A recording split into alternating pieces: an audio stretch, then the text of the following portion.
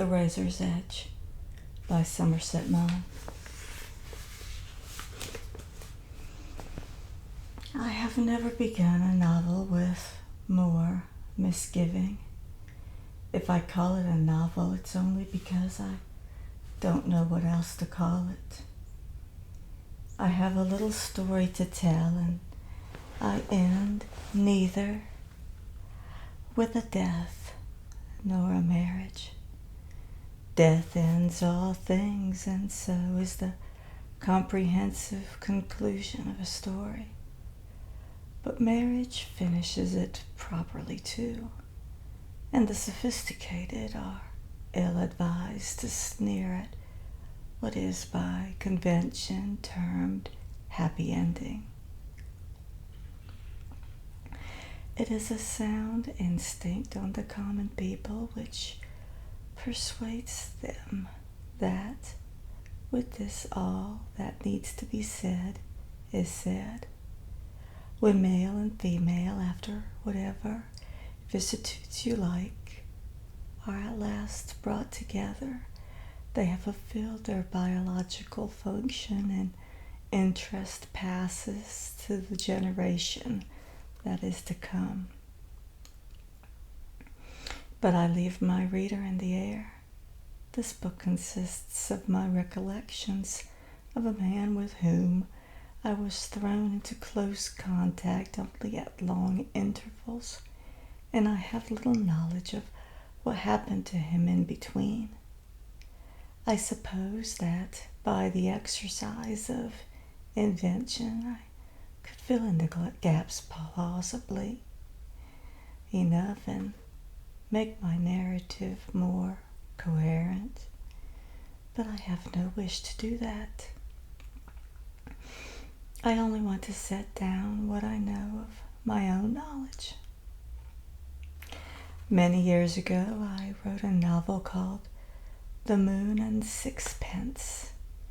In that I took a famous painter, Paul Gauguin, and using the novelist's privilege, devised a number of incidents to illustrate the caricature I had created on the suggestions afforded me by the scanty facts I knew about the French artist. In the present book I have attempted to do nothing of the kind. I have invented nothing. To save embarrassment to people still living, I have given to the persons who play a part in this story names of my own contriving, and I have in other ways taken pains to make sure that no one should recognize them. The man I am writing about is not famous. It may be that he never will be. It may be that when his life at last comes to an end, he will leave no more trace of his sojourn on earth than a stone thrown into a river leaves on the surface of the water. Then my book, if it is read at all, will be read only for what is intrinsic interest it may possess. But it may be that the way of life that he has chosen for himself and the peculiar strength and sweetness of his character may have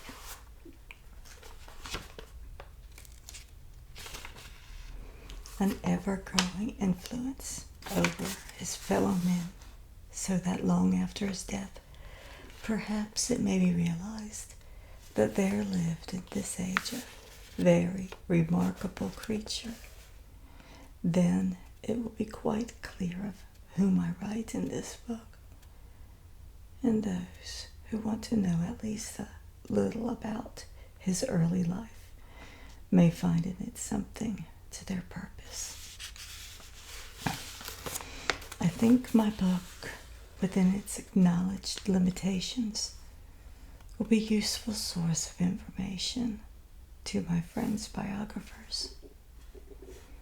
I do not pretend that the conversations I have recorded can be regarded as verbatim reports. I never kept notes of what was said on this or other occasion, but I have a good memory for what concerns me. And though I have put these conversations in my own words, they faithfully represent, I believe, what is said. I remarked a little while back that I have invented nothing. I want now to modify that statement.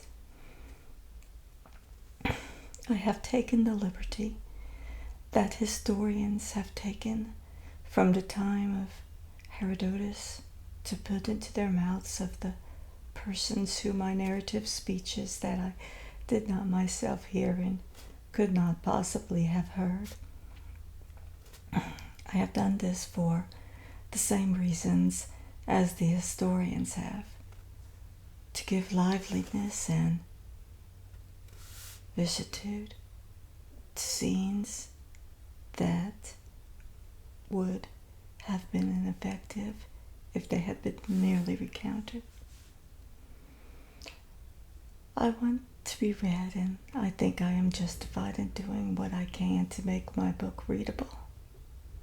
The intelligent reader will easily see for himself where I have used this artifice, and he is at perfect liberty to reject it. Another reason that has caused me to embark upon this work with apprehension is that the person I have chiefly to deal with are American. It is very difficult to know people, and I don't think one can never really know any but one's own countrymen. For men and women are not only themselves, they are also the region which they were born, the city apartment or the farm in which they learned to walk, the games they played as children, the old wives' tales they overheard, the food they ate, the schools they attended, the sports they followed, the poets they read, and the God they believed in. It is all these things that have made what they are, and these are the things that you can't come to know by hearsay. You can only know them if you have lived them. You can only know them if you are them. And because you cannot know persons of nations foreign to you except from observation, it is difficult to give them credibility in the pages of a book. Even so subtle and careful an observer as Henry James, though he lived in England for 40 years, never managed to create an Englishman who was through and through English. For my part, except in a few short stories, I have never attempted to deal with any but my own countrymen, and if I have ventured to do otherwise in short stories, it is because in them you could treat your characters more summarily. You can give the reader broad indications and leave him to fulfill in the details. It may be asked why, if I turned Paul Gauguin into an Englishman, I could not do the same with the persons of this book. The answer is simple. I couldn't. They would not then have been the people they are.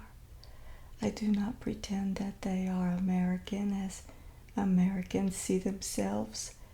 They are American seen through an English eye. I have not attempted to reproduce the particularities of their speech. The mess English writers make when they try to do this is only equaled by the mess American writers make when they try to reproduce English as spoken in England. Slang is the great pitfall.